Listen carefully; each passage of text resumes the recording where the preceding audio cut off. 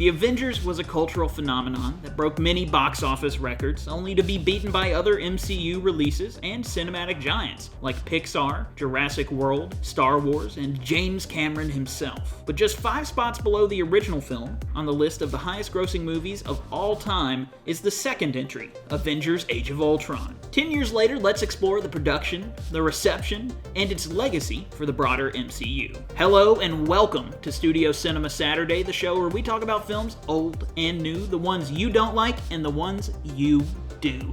I'm your host Jackson Hamm, and today we're talking about Avengers Age of Ultron, 10 years later. Now let's go back to a time when only one Avengers film existed, and the success of it all but guaranteed a sequel. While Marvel was riding on a high, the wheel of the MCU had to keep on turning. With an ace in the hole creative, like Joss Whedon, the future was looking bright, with Whedon actually taking a broader role, giving a pass over scripts, talking directly with the filmmakers, and even being airlifted to the set of Thor: The Dark World to help punch up the Loki scenes. Whedon was seemingly in a place just below Kevin Feige himself, helping to organize the storytelling for the second phase of the MCU. Then came a little side project for television, with the show Agents of S.H.I.E.L.D., which caused a little bit of tension for the creative vision of the MCU. You see, Marvel was not a united front back in the day, and before Disney Plus was even a glimmer in the mouse's eye, movies and television were separate entities with completely separate goals. That's why all the shows you watched back in the day always referenced the movies, but the shows were never shown the same reverence. TV and movie divisions aside, let's hop into the making of the second Avengers film. This film wasn't just the second Avengers movie. It was the next chapter in an ongoing, serialized, cinematic experiment. It can't just be a sequel to one film. For the MCU to have true interconnectivity, each film has to have an impact on not just the characters, but the world. And to this day, it can be for better or worse. Filming was the easy part, and Whedon even tried out something new to him with rolling multiple cameras instead of carefully planned out shots, which excited him until he got to the editing room. Most of the trouble for Age of Ultron became apparent in post-production. Whedon had set out to make a sequel shorter than the original film, but this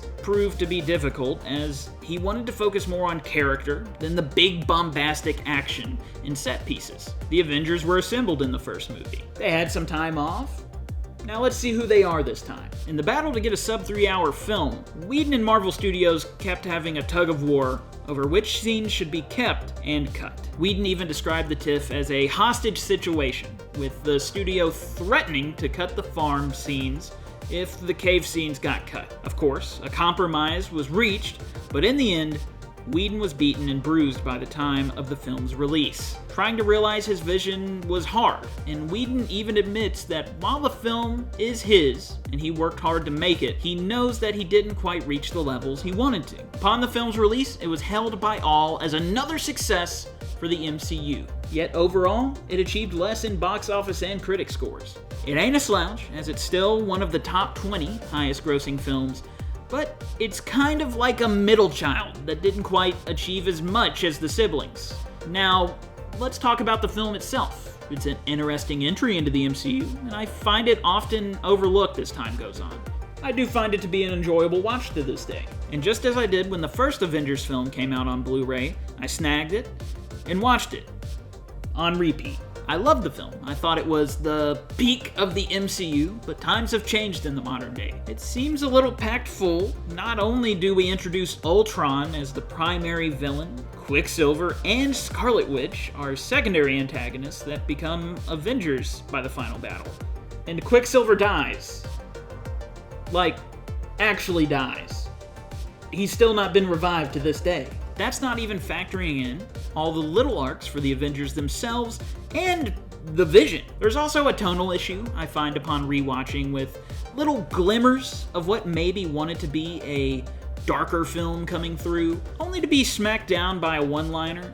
It's just an alright film, but I also have to admit it had a tough job. How does one film follow up not just the events of the Avengers, but all the Avengers-focused films of Phase 2? I don't have a good answer to that question, so all I'll say is Ultron's depiction was mid, and the best version was in the Earth's Mightiest Heroes cartoon. Check it out. So in the end, what is the legacy of this film for the MCU as a whole? As I mentioned before, it set the stage for Phase 3 of the MCU, giving us a new Avengers team while others left Earth to find new journeys. The film gave us the first mention of Wakanda and the first appearance of Ulysses Klaue, who would later go on to appear in the 2018 film Black Panther. It gave us seeds of the future conflict between Steve and Tony. It gives us Vision and Wanda, who go on to get a TV show in the end. This film feels more like a setup for the future than a true sequel. I believe that Whedon wanted it to be more like all the scenes at Hawkeye's farm. It shows that Whedon wanted more of this, as it was the portion of the film he fought hardest to keep when chopping the film down, so he could make it shorter than the original, which he did. Avengers Age of Ultron clocks in at 2 hours and 21 minutes, just 2 minutes shorter than the first. So, what do you think the legacy of this film is?